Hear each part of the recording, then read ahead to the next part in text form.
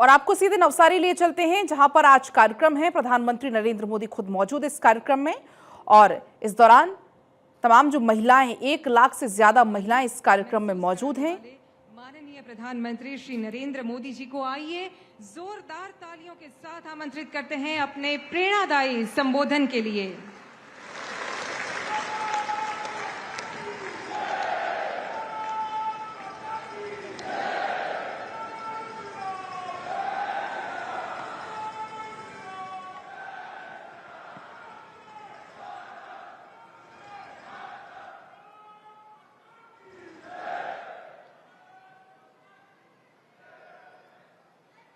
गुजरात के मुख्यमंत्री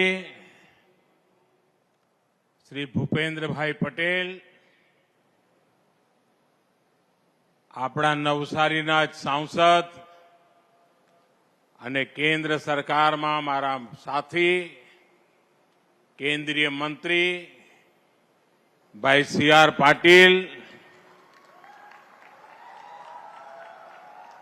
મંચ ઉપર ઉપસ્થિત પંચાયતના સદસ્ય,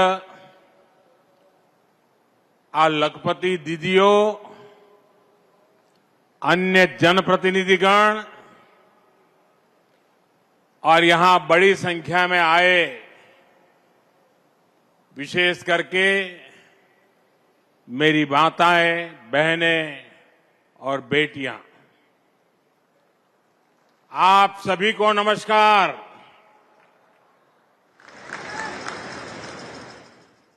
थोड़ा दिवस पहला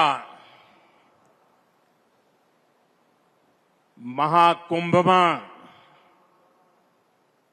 માં ગંગાના આશીર્વાદ મળ્યા હતા અને આજે માતૃશક્તિના આ મહાકુંભમાં મને આશીર્વાદ મળ્યા છે। महाकुंभ में माता गंगा के आशीर्वाद मिले और आज मातृशक्ति के इस महाकुंभ में आप सभी माताओं बहनों के आशीर्वाद मिले। आज महिला दिवस का ये दिन गुजरात की मेरी मातृभूमि और इतनी बड़ी संख्या में आप सब माताओं, बहनों, बेटियों की उपस्थिति, इस विशेष दिन आपके इस प्यार, स्नेह और आशीर्वाद के लिए मैं मातृशक्ति को सर झुकाकर नमन करता हूं।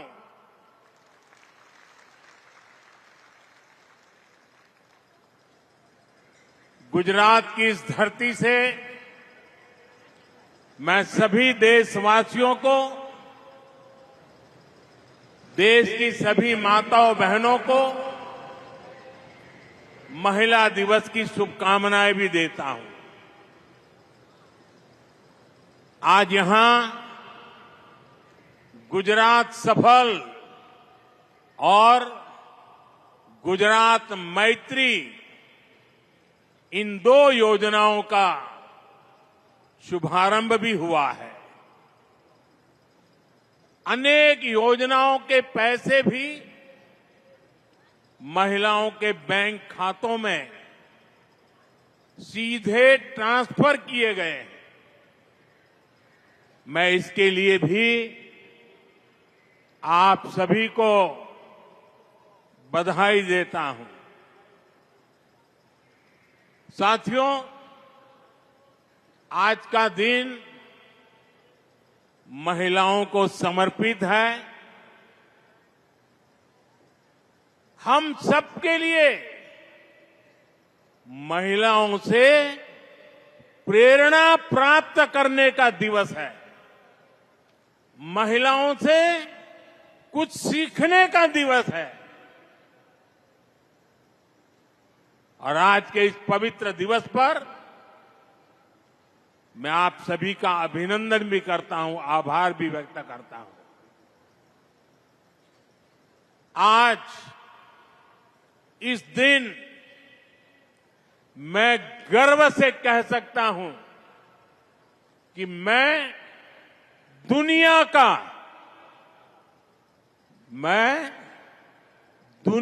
का सबसे धनवान व्यक्ति हूं। जब मैं कहता हूं ना, मैं दुनिया का सबसे धनवान व्यक्ति हूं, मैं जानता हूं कई लोगों के कान खड़े हो जाएंगे। आज पूरी ट्रोल सेना मैदान में उतर जाएगी, लेकिन मैं फिर भी दोहराऊंगा कि मैं दुनिया का सबसे धनवान व्यक्ति हूं। मेरी जिंदगी के अकाउंट में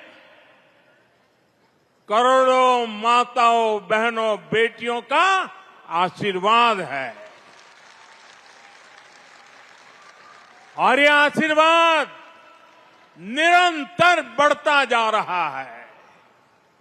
और इसलिए मैं कहता हूं, मैं दुनिया का सबसे धनवान व्यक्ति हूं। माताओं, बहनों और बेटियों का आशीर्वाद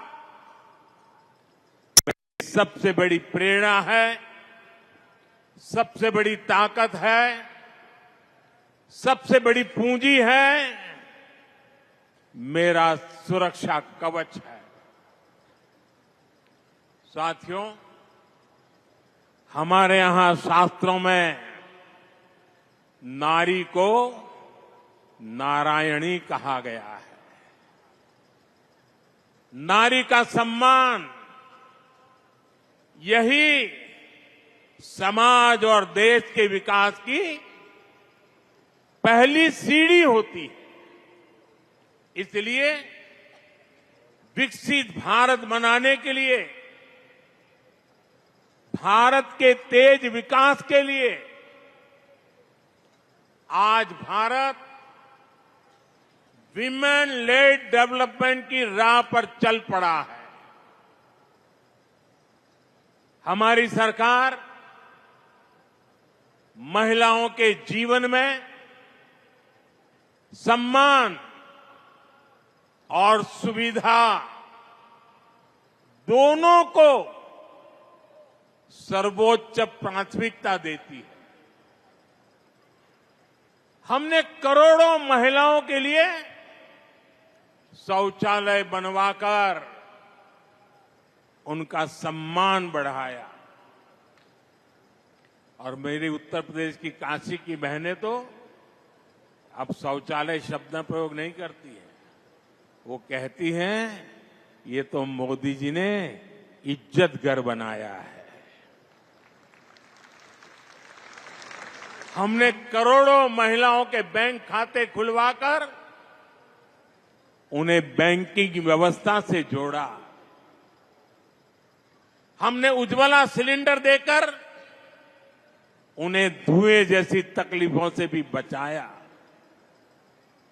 कामकाजी महिलाओं को पहले गर्भावस्था में सिर्फ 12 हफ्ते की छुट्टी मिलती थी, 12 अठवाडिया।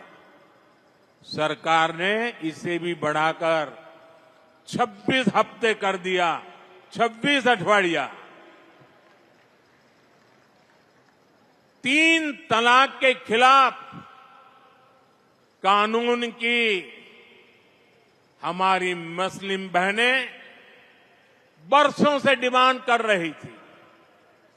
3 तलाक के खिलाफ सख्त कानून बनाकर हमारी सरकार ने लाखों मुस्लिम बहनों का जीवन तबाह होने से बचाया है।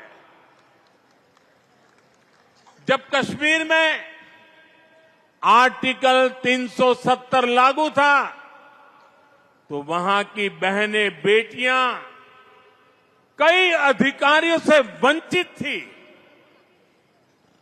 अगर वो राज्य के बाहर किसी से शादी कर लेती थी तो पुश्तैनी संपत्ति पाने का उनका अधिकार छीन जाता था। आर्टिकल 370 की दीवार गिरने के बाद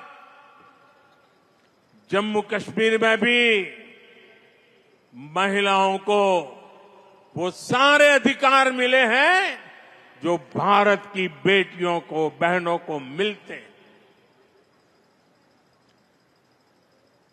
भारत का हिस्सा होने के बावजूद भी मेरी माताएं, बहनें, बेटियां कश्मीर में उससे वंचित थी और संविधान का डोल पीटने वाले लोग आंखें बंद कर करके बैठे थे। महिलाओं का अन्याय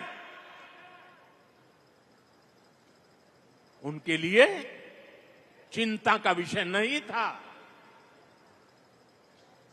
संविधान का सम्मान कैसे होता है, ये मोदी ने धारा 370 हटा करके देश के चरणों में समर्पित कर दिया। साथियों, आज समाज के स्तर पर, सरकार के स्तर पर, बड़ी बड़ी संस्थाओं में महिलाओं के लिए ज्यादा से ज्यादा राजनीति का मैदान हो या खेल का मैदान, न्यायपालिका हो या फिर पुलिस, देश के हर सेक्टर में, हर क्षेत्र में, हर आयाम में महिलाओं का परचम लहरा रहा है। 2014 के बाद से देश के महत्वपूर्ण पदों पर महिलाओं की भागीदारी बहुत तेजी से बढ़ी है। 2014 के बाद ही केंद्र सरकार में सबसे ज्यादा महिला मंत्री बनी। संसद में भी महिलाओं की मौजूदगी में बड़ा इजाफा हुआ। 2019 में पहली बार हमारी संसद में 78 महिला सांसद चुनकर आई थी। 18वीं लोकसभा में यानी इस बार भी 74 महिला सांसद लोकसभा का हिस्सा है। हमारी अदालतों में, न्यायपालिका में भी महिलाओं की भागीदारी उतनी ही बड़ी है। जिला न्यायालयों में महिलाओं की उपस्थिति 35% से ज्यादा पहुंच गई है। कई राज्यों में सिविल जज के तौर पर नई भर्तियों में 50% या उससे ज्यादा हमारी बेटियां ही चुनकर आई हैं। आज भारत दुनिया का तीसरा सबसे बड़ा स्टार्टअप इकोसिस्टम है। इनमें से करीब करीब आधे स्टार्टअप में कोई न कोई महिला निदेशक की भूमिका में। भारत अंतरिक्ष में, स्पेस साइंस में अनंत ऊंचाइयों को छू रहा है। वहां भी ज्यादातर बड़े मिशन को महिला वैज्ञानिकों की टीम लीड कर रही है। हम सबको ये देखकर गर्व होता है कि आज दुनिया में सबसे बड़ी संख्या में महिला पायलट हमारे भारत में है।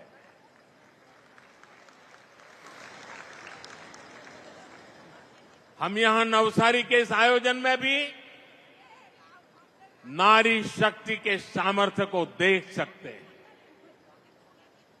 इस आयोजन की पूरी जिम्मेदारी महिलाओं ने संभाली है।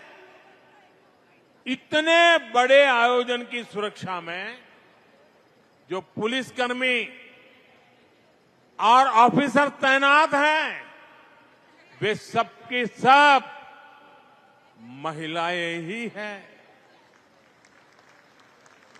Constable, inspector, sub inspector, DSP से लेकर वरिष्ठ ऑफिसर्स तक यहां की सुरक्षा व्यवस्था महिलाएं ही संभाल रही है। ये नारी शक्ति के सामर्थ्य का ही उदाहरण है। अभी कुछ देर पहले मैं यहां स्वयं सहायता समूह से जुड़ी आप में से ही कुछ बहनों से भी बात कर रहा था। मेरी बहनों के वो शब्द, आप सबका ये उत्साह, ये आत्मविश्वास, ये दिखा रहा है कि भारत की नारी शक्ति का सामर्थ्य क्या है। ये दिखा रहा है कि भारत की नारी शक्ति ने कैसे देश की प्रगति की बागडोर थाम ली है। मैं आप सभी से मिलता हूं तो मेरा ये भरोसा और पक्का हो जाता है कि विकसित भारत का संकल्प अब पूरा होकर ही रहेगा और इस संकल्प की सिद्धि में हमारी नारी शक्ति की सबसे बड़ी भूमिका होगी। माताओं बहनों, हमारा गुजरात तो विमेन लेड डेवलपमेंट यानी महिलाओं के नेतृत्व में विकास का बड़ा उदाहरण है। गुजरात ने देश को सहकारिता का सफल मॉडल दिया। स्वयं सहायता समूहों से जुड़ी आप सब बहनें जानती हैं, गुजरात का सहकार का मॉडल यहां की महिलाओं के श्रम और सामर्थ्य से ही विकसित हुआ है। अमूल की चर्चा तो आज पूरी दुनिया में है। गुजरात के गांव-गांव से लाखों महिलाओं ने दूध उत्पादन को एक क्रांति बना दिया। गुजरात की बहनों ने न केवल खुद को आर्थिक रूप से सक्षम बनाया, बल्कि ग्रामीण अर्थव्यवस्था को भी नई ताकत दी। गुजराती महिलाओं ने ही लिज्जत पापड़ की शुरुआत की। आज लिज्जत पापड़ अपने आप में सैकड़ों करोड़ रुपए का एक ब्रांड बन गया है। माताओं बहनों, मुझे याद है जब मैं यहां मुख्यमंत्री के रूप में आपकी सेवा में था, तब हमारी सरकार ने बहनों बेटियों के हितों को ध्यान में रखते हुए चिरंजीवी योजना, बेटी बचाओ अभियान, ममता दिवस, कन्या केळवणी रथ यात्रा, कुंवरबाईનું મામેરું, सात फेरा समूह लग्न योजना, अभयम हेल्पलाइन, ऐसे कितने ही काम किए थे। जब नीतियां सही होती है तो नारी का सामर्थ्य कैसे बढ़ता है, गुजरात ने ये पूरे देश को दिखाया है। जैसे अभी मैंने दूध सहकारिता की बात की, डेयरी के काम से जुड़ी इन महिलाओं के लोगों के खातों में गुजरात ने ही, पहला એવું નહોતું, કાં તો કેશ આપે કાં તો ભાઈઓ પૈસા લઈ જાય। આપણે તો નક્કી કરી દીધું એ વખતે ડેરીમાંથી દૂધના પૈસા બહેનોના ખાતામાં જ જમા થશે। कोई भाई हमें हाथ न लगाई सके और सीधे पैसे बहनों के खाते में ट्रांसफर करना शुरू किया था। आज उसी तरह देश के करोड़ों लाभार्थियों के खातों में कितनी ही योजनाओं का पैसा सीधा उनके खाते में पहुंचा। डायरेक्ट बेनिफिट ट्रांसफर डीबीटी के जरिए हजारों करोड़ रुपए के घोटाले बंद हुए, गरीबों को मदद मिल रही है। साथियों, गुजरात में ही भूज भूकंप के बाद जब घरों का पुनर्निर्माण हुआ तो हमारी सरकार ने वो घर भी महिलाओं के नाम कर दिए। અને એ જે પરંપરા આપણે શરૂ કરી કે સરકારનું મકાન હવે બહેનોના નામે જ મળશે, આજે આખા દેશમાં आज जो पीएम आवास योजना चल रही है ना, वो सारी बातें वहां पर देश भर में लागू है। એટલું જ નહીં, બાળકને નિશાળમાં દાખલ કરે ને તો પાછળ બાપ નામ હોય।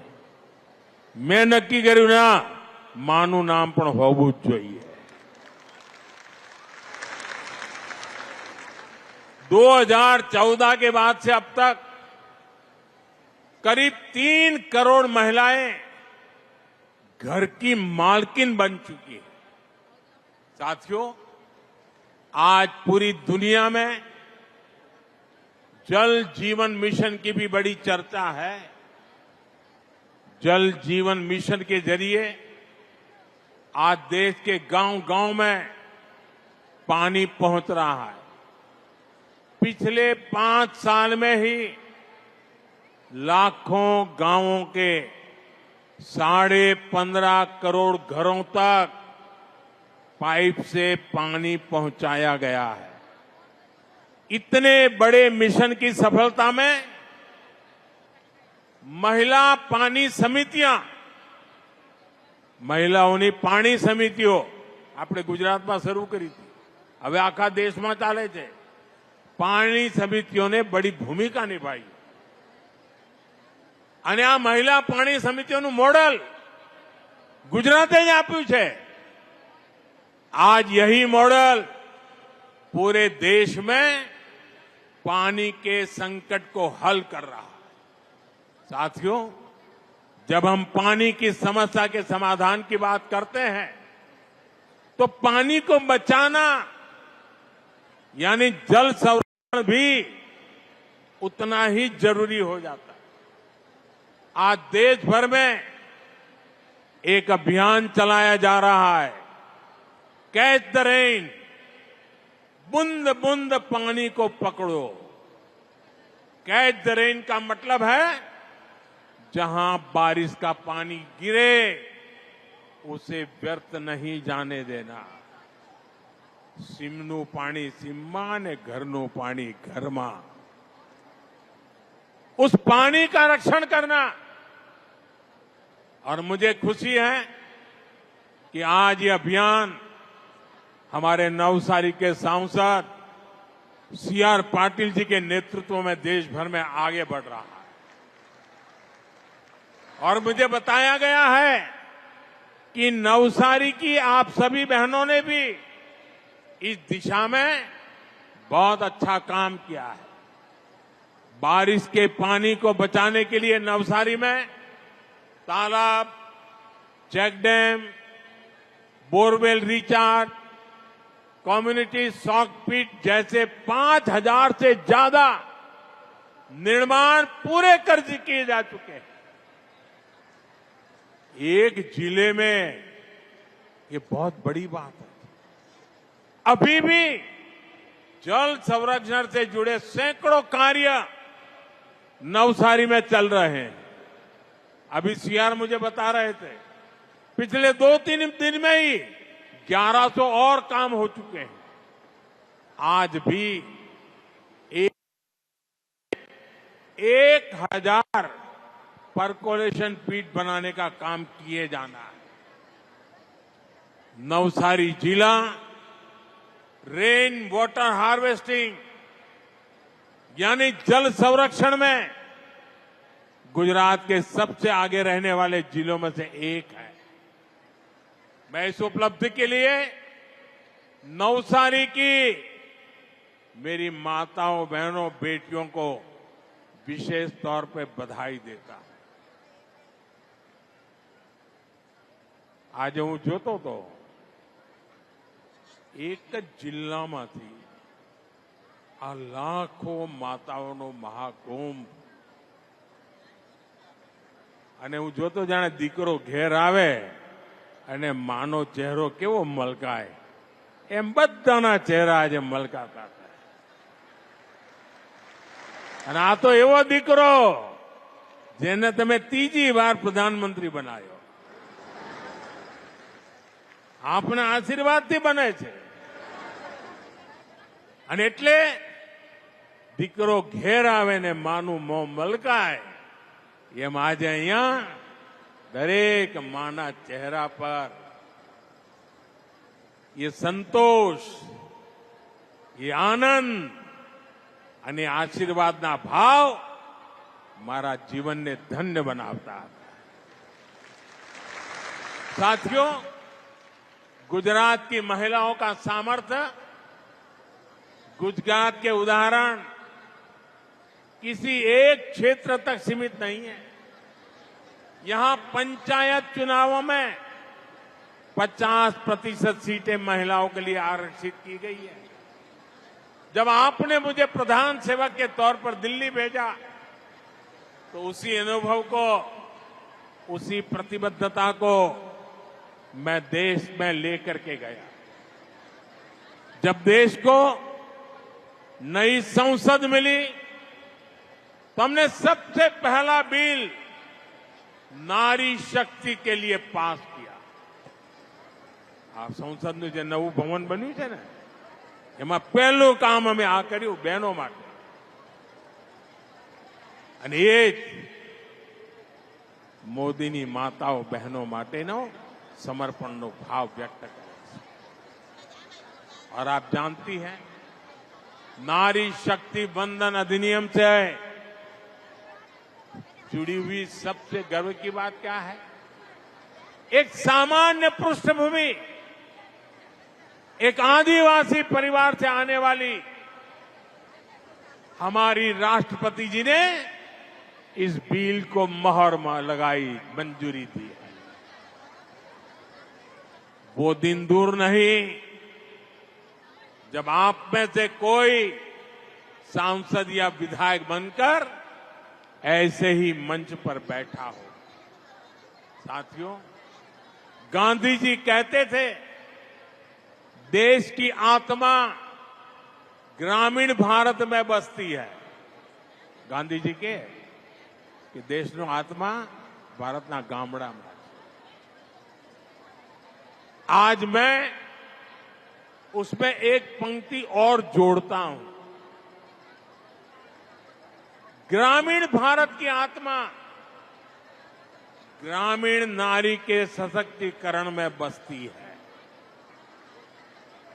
इसलिए हमारी सरकार ने महिलाओं के अधिकारों को और महिलाओं के लिए नए अवसरों को बड़ी प्राथमिकता दी है। आज भारत दुनिया की 5वीं सबसे बड़ी इकोनॉमी बन चुका है। देश की इस आर्थिक प्रगति को जो नींव है वो आप जैसी करोड़ों महिलाओं ने ही रखी है। इससे ग्रामीण अर्थव्यवस्था और महिला सेल्फ हेल्प ग्रुप की अहम भूमिका है। आज देश की 10 करोड़ से ज्यादा महिलाएं 90 लाख से ज्यादा सेल्फ हेल्प ग्रुप चला रही है, स्व सहायता समूह। इनमें से 3 लाख से ज्यादा सेल्फ हेल्प ग्रुप अकेले गुजरात में काम कर रहे हैं। हमने देश की आर्थिक प्रगति के लिए इन करोड़ों महिलाओं की आमदनी बढ़ाने का संकल्प लिया। हम इन बहनों को लखपति दीदी बना रहे हैं। करीब 1.5 करोड़ महिलाएं ऐसी हैं जो लखपति दीदी बन चुकी है। अगले 5 वर्षों में हम कुल 3 करोड़ महिलाओं को लखपति दीदी बनाने का संकल्प लेकर चल रहे हैं। और जिस तेजी से बहनें काम कर रही है उससे तो लगता है शायद हमें इतना इंतजार भी नहीं करना पड़ेगा, उसके पहले ही हो जाए। माताओं बहनों, जब हमारी एक बहन लखपति दीदी बनती है तो पूरे परिवार का भाग्य बदल जाता है। महिलाएं अपने काम में गांव की दूसरी महिलाओं को भी जोड़ती है और मेरा तो विश्वास है जिस काम को माताएं बहनें हाथ लगाती है ना, उस काम का गर्व भी बढ़ जाता है। धीरे धीरे घर से शुरू हुआ काम एक आर्थिक आंदोलन बन जाता है। सेल्फ हेल्प ग्रुप के इसी सामर्थ्य को निखारने के लिए बीते 10 वर्षों में हमारी सरकार ने इसके बजट को 5 गुना बढ़ा दिया। बजट 5 गुना बढ़ा दी। इन स्वयं सहायता समूहों को 20 लाख रुपए तक का बिना गारंटी का लोन दिया जा रहा है। 20 लाख रुपया અને એ પણ કોઈ ગેરંટી નહીં, વગર ગેરંટીએ મળે। सेल्फ हेल्प ग्रुप की महिलाओं को नए कौशल और नई तकनीक से जुड़ने के रास्ते भी दिए जा रहे हैं। साथियों, आज देश की नारी शक्ति हर आशंका को परास्त करके, हर संदेह को पीछे छोड़कर आगे बढ़ रही है। जब हमने ड्रोन दीदी योजना शुरू की तो कई लोगों को आशंका थी, उन्हें ड्रोन जैसी आधुनिक टेक्नोलॉजी और ग्रामीण महिलाओं के बीच तालमेल होने पर ही संदेह था। उनको लगता नहीं ये कैसे कर सकती। लेकिन मुझे अपनी बहनों बेटियों की प्रतिभा और लगन पर पूरा भरोसा था। आज नमो ड्रोन दीदी अभियान से ग्रामीण अर्थव्यवस्था में, खेती में नई क्रांति हो रही है और इस क्रांति का नेतृत्व करने वाली बहनों को लाखों रुपयों की आय हो रही है। पूरे गांव में उनका सम्मान बदल जाता है। घर, परिवार, रिश्तेदार, गांव बड़े गर्व के साथ पायलट दीदी को देख रही है, ड्रोन दीदी को देख रही है। इसी तरह बैंक सखी और बीमा सखी जैसी योजनाओं ने गांवों में महिलाओं को नए अवसर दिए। ग्रामीण बहनों के सशक्तिकरण के लिए कृषि सखी और पशु सखी अभियान शुरू किए गए। इनसे लाखों बहनें जुड़ी, उनकी आय बढ़ रही है। बहनों बेटियों, सरकार के ऐसे सारे प्रयासों का ज्यादा से ज्यादा लाभ गुजरात की महिलाओं तक पहुंचे, इसके लिए गुजरात सरकार ने 10 लाख और महिलाओं को लखपति दीदी बनाने का अभियान शुरू कर दिया। मैं इसके लिए भूपेंद्र भाई को, गुजरात सरकार को शुभकामनाएं देता हूं। साथियों, मैंने लाल किले से प्रधानमंत्री के बाद जब पहली बार मुझे लाल किले पर से देश को संबोधन करने का अवसर मिला था और मेरे पहले संबोधन में मैंने एक चिंता व्यक्त की थी और मैंने कहा था कि जब बेटी शाम को अगर देर से घर आती है तो मां और बाप दोनों उसे नोच लेते हैं। कहां गई थी, क्यों देर से आई, कहां थी, सैकड़ों सवाल पूछते हैं। और मैंने सवाल उठाया था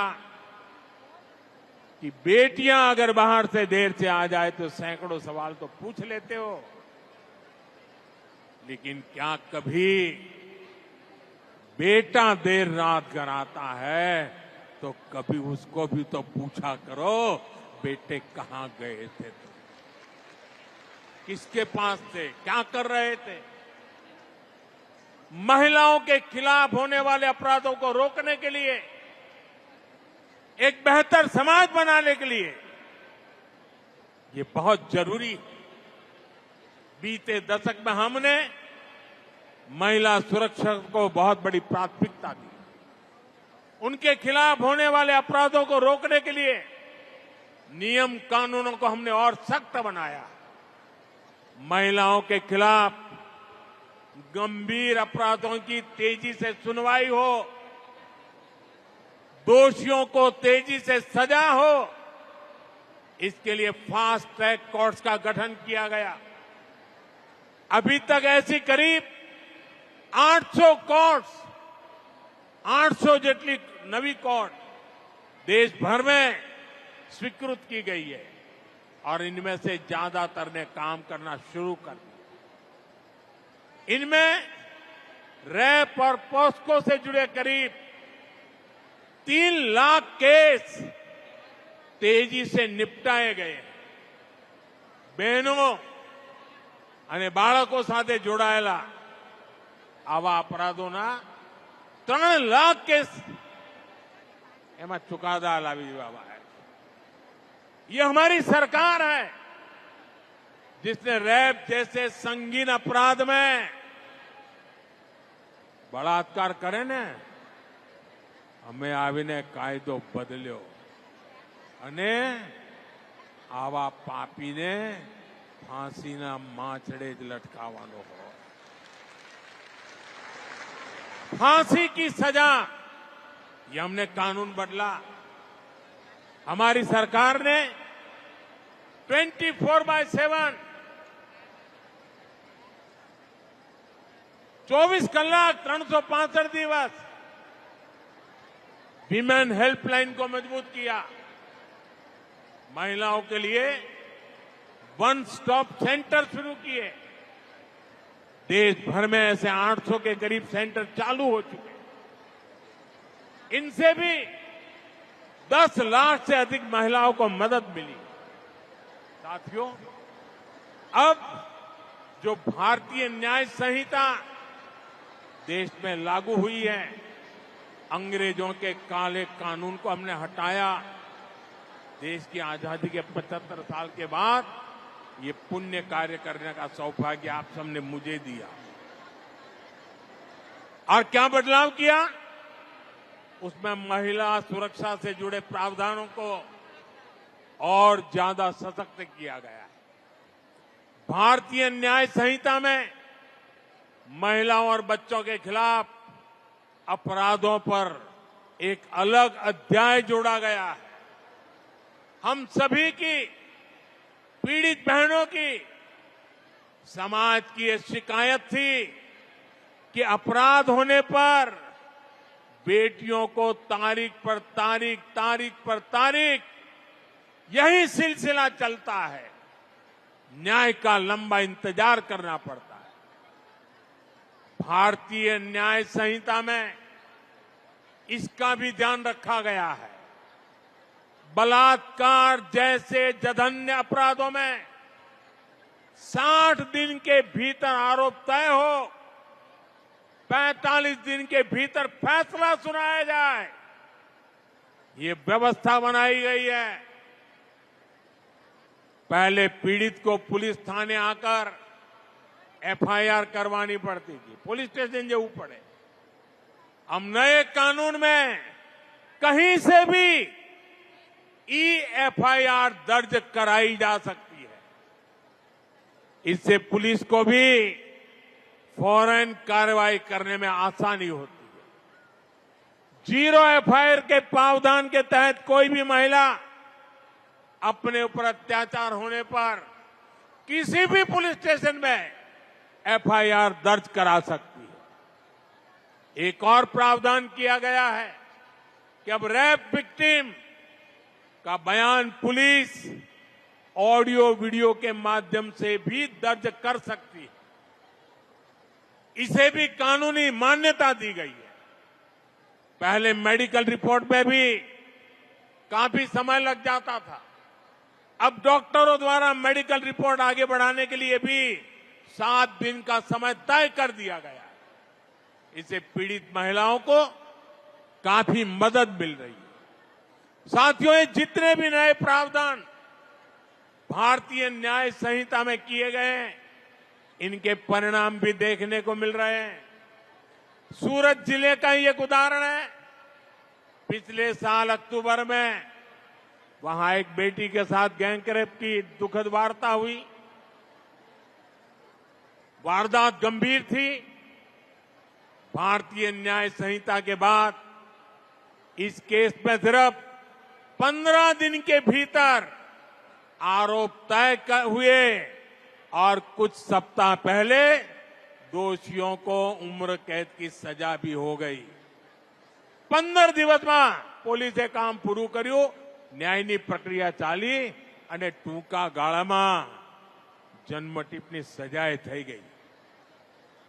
भारतीय न्याय संहिता लागू होने के बाद देश भर में महिलाओं के खिलाफ अपराधों की सुनवाई में बहुत तेजी से आई है। यूपी के अलीगढ़ में एक अदालत ने नाबालिग से रेप के मामले में 20 साल की जेल की सजा सुनाई है। ये यूपी में भारतीय न्याय संहिता के तहत पहली सजा है जिसमें आरोप पत्र दाखिल होने के 30 दिन के भीतर सजा सुनाई गई। कोलकाता की एक अदालत ने 7 महीने की बच्ची से रेप के मामले में दोषी को फांसी की सजा सुनाई है। ये सजा अपराध के 80 दिनों के भीतर सुनाई गई। देश के अलग अलग राज्यों के उदाहरण ये साफ दिखाते हैं कि भारतीय न्याय संहिता ने, हमारी सरकार ने जो अन्य फैसले लिए हैं, उन्होंने कैसे नारी की सुरक्षा को बढ़ाया है और नारी को जल्द न्याय भी सुनिश्चित किया है। माताओं बहनों, सरकार के मुखिया के रूप में, आपके सेवक के रूप में आप सबको ये विश्वास दिलाता हूं कि आपके सपनों के रास्ते में कोई बाधा नहीं रहने दूंगा। एक बेटा जिस भाव से मां की सेवा करता है, उसी भाव से मैं भारत मां और मेरी इन माताओं बहनों की सेवा कर रहा हूं। मुझे भी पक्का भरोसा है आप सबका ये श्रम, ये लगन, ये आशीर्वाद इसी से 2047 तक, જ્યારે ભારતની આઝાદીના 100 વર્ષ થાય, 2047 में विकसित भारत का हमारा जो लक्ष्य है, ये लक्ष्य पूरा होकर रहेगा। इसी भाव के साथ आप सभी को, देश की हर माता बहन बेटी को एक बार फिर महिला दिवस की बहुत बहुत शुभकामनाएं देता हूं, बहुत बधाई देता हूं। मेरे साथ बोलिए, दोनों हाथ ऊपर करके बोलिए, भारत माता की। आज नारी का आवाज तेज चाहिए। भारत माता की, भारत माता की, भारत माता की। वंदे वंदे वंदे वंदे वंदे वंदे वंदे। आज जब हम वंदे मातरम कहते हैं तो भारत माता के साथ साथ देश की करोड़ों माताओं के लिए भी वंदे वंदे वंदे। बहुत बहुत धन्यवाद।